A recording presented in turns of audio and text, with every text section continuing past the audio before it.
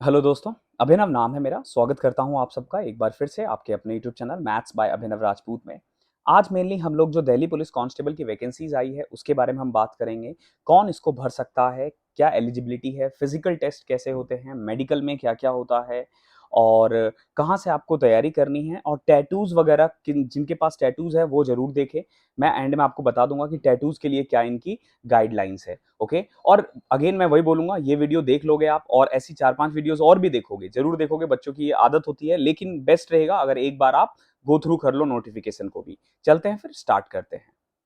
पहले देखो वैकेंसी कितनी है, तो वैकेंसी है 7547। ओके, ध्यान रखना 7547 टोटल वैकेंसी है। इसमें आप लोग अलग अलग कैटेगरी का देख सकते हो कितना कितना है। डेट ऑफ सबमिशन यानी एग्जाम जो है वो 1 सितंबर से लेके 30 सितंबर के बीच में आपको फॉर्म भरना है। ध्यान रखना 1 सितंबर से 30 सितंबर। एग्जाम डेट होगा दिसंबर में आपके एग्जाम्स होने वाले हैं, यानी कुल मिला के अभी आप कह सकते हो 3 to 4 मंथ्स है आपके पास आप अच्छे से तैयारी कर सकते हो। और वैकेंसी भी अच्छी खासी है, वैकेंसी आप कम नहीं कह सकते हो। एलिजिबिलिटी के बारे में बात करें तो अगर मैं एज के बारे में बात करूं तो 18 से 25 साल है। अगर आप 2 जुलाई 98 से लेकर 1 जुलाई 2005 के बीच में पैदा हुए हो या फिर इस तारीख को भी पैदा हुए हो तो आप एलिजिबल हो। लेकिन ध्यान रखना, अगर आपका डेट ऑफ बर्थ 1 जुलाई 1998 है या फिर 2 जुलाई 2005 है तो आप एलिजिबल नहीं हो। ध्यान रखना, ये जनरल कैटेगरी के लिए है। ओबीसी वाले इसको 95 बना ले, एससी एसटी वाले इसको 93 बना ले, क्योंकि ओबीसी में आपको 3 साल का वो रिलैक्सेशन मिलेगा और एससी एसटी में 5 साल। एजुकेशनल क्वालिफिकेशंस के बारे में बात करें तो 12th पास होना चाहिए 30 सितंबर 2023 तक। ओके, 30 सितंबर 2023 तक 12th पास हो तो आप भर सकते हो। अगर आप किसी रिटायर्ड एक्स सर्विसमैन के हो, यानी दिल्ली पुलिस में आपके मदर फादर थे जिनकी जो शहीद हो गए हैं या किसी भी कोई भी कैजुअलिटीज हुई है, तो अगर आप 11th पास भी हो तो भी ये भर भर सकते हो। इसके अलावा ध्यान रखना, जितने भी मेल कैंडिडेट्स हैं आपके पास एक वैलिड ड्राइविंग लाइसेंस होना चाहिए। अगर नहीं है तो आप एलिजिबल नहीं हो। ये वैलिड ड्राइविंग लाइसेंस आपको डॉक्यूमेंट वेरिफिकेशन या मेडिकल जब होता है तब आपको ये देना होता है। तो अगर आप आज भी अप्लाई करते हो तो आपको मिल जाएगा। और एक और चीज ध्यान रखना, लर्निंग एलिजिबल नहीं है, लर्निंग नहीं होना चाहिए, ड्राइविंग लाइसेंस होना चाहिए। 2 व्हीलर और 4 व्हीलर दोनों ही चलेगा। ठीक है, हम क्या करने वाले हैं, तो what we are going to provide you basically जो एसएससी में एग्जाम, एसएससी कांस्टेबल एग्जाम 2022 में जो पेपर्स हुए हैं ना, मैं उसका सॉल्यूशन आपको प्रोवाइड करने वाला हूं।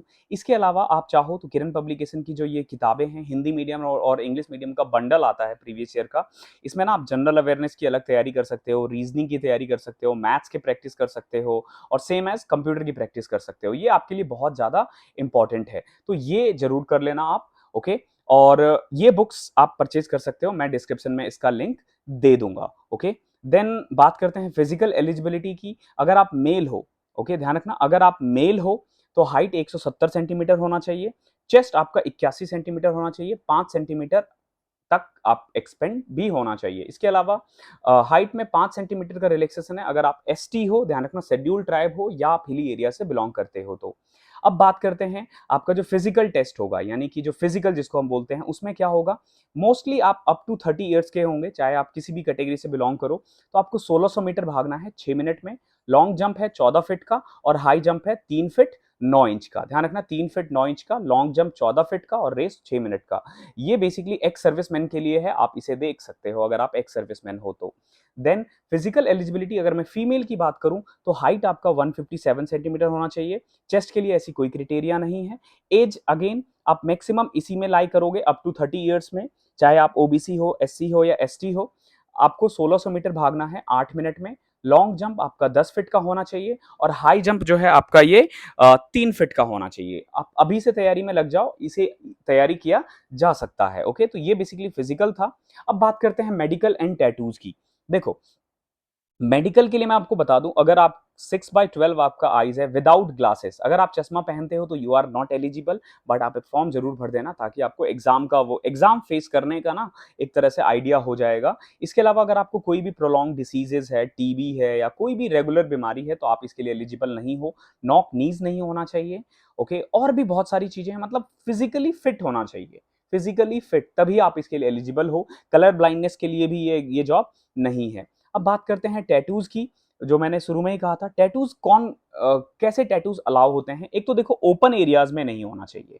ओपन एरियाज जैसे मान लो तुमने फेस पे करवा लिया या नेक पे करवा रखा है, ओके, या फिर हाथ पे करवा रखा है, तो अगर आपने ये करवा भी रखा है ना, तो ये सिंपल सा मैं बता रहा हूँ, धार्मिक है तो चलेगा, अगर रिलीजन वगैरह से इंपॉर्टेंट है तो चलेगा, लेकिन फालतू जो चीजें होती है ना, जैसे लोग आजकल सिंबल्स वगैरह बना देते हैं फालतू सा, आप उसके लिए एलिजिबल नहीं हो पाओगे। अगर आपने थोड़ा बहुत भी भड़काऊ है तो आप बाहर आ जाओगे। इसके अलावा जो 1/4 एरिया, ध्यान रखना, अगर आपका हाथ मान लो 10 इंच का है, मान के चलो, तो 2.5 इंच से ज्यादा में टैटूज नहीं होना चाहिए, 1/4 एरिया में ही होना चाहिए।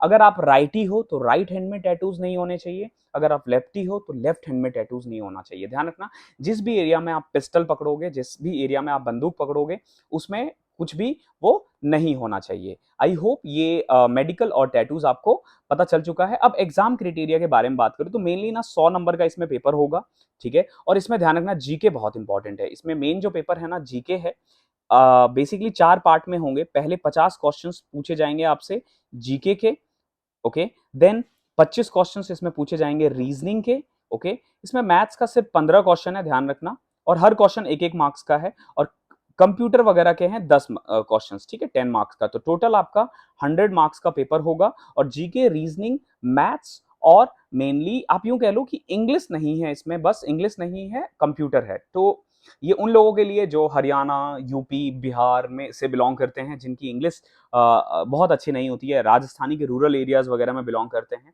तो आपके लिए बेस्ट है ये। आप इसके लिए भर सकते हो। इसके अलावा नेगेटिव मार्किंग वही 1/4 रहती है, ओके। तो आई होप क्लियर हो गया होगा सब कुछ। मैंने पूरी कोशिश की है आपको इन डिटेल प्रोवाइड कर सकूं। फिर भी अगर कुछ छूट गया है तो नीचे आप मुझे कमेंट में पूछ लेना, मैं कोशिश करूंगा आपको जवाब दे दूं। थैंक यू सो मच, मिलते हैं अगले सेशन में।